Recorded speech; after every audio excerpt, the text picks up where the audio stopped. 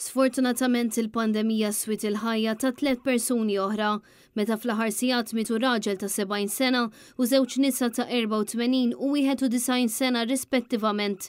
Dan ifisser li f'7 ijiem tilfu ħajjithom 23 persuna kawża tal-virus, sabiex bekk it-total ta' vittmi mill-bidu tal-pandemija sal-lum tela għal 544.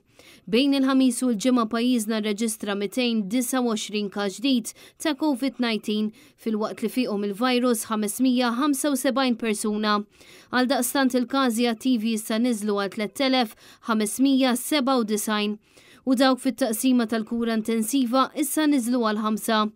Intant qed joħroġ aktar fil-beraħ kif mal-Gvern Laburista ħabbar ir-restrizzjonijiet ta' Jannar abbinati mal-COVID-19 fejn fost l-oħrajn kulħadd kellu bżonn ċertifikat validu tal-booster sabiex jidħol f'bars u f'ristoranti fost l-oħrajn.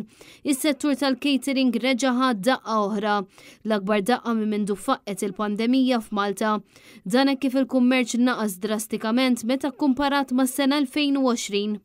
Ex-R Matthew Paċi, segretarju tal-Assoċjazzjoni għall-istabbilimenti tal-catering f'intervista li saretlu. Mill-moment li bdejna mis-17 ta' Jannar, l-impatt kien trement. Ġifieri mhux ħanajlek statistiċi kemm naqsu meta jgħidu li tibijaw inqas mit-2020.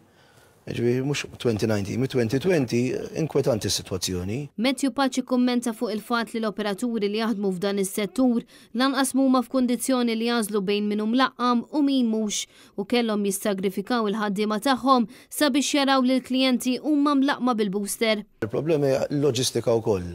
Ma tistax bidem jissagrifikaw waiter milli jieħdu mis-service milli jagħti l-aqwa servizz li klient biex jiċċekkja l-vaccine certificate. Is-segretarju tal-assoċjazzjoni li tirrappreżenta l-bars u r-ristoranti saħaq li s-settur tal-catering jinsab għal kubteħ u ma jiflaħx għal daqqa oħra.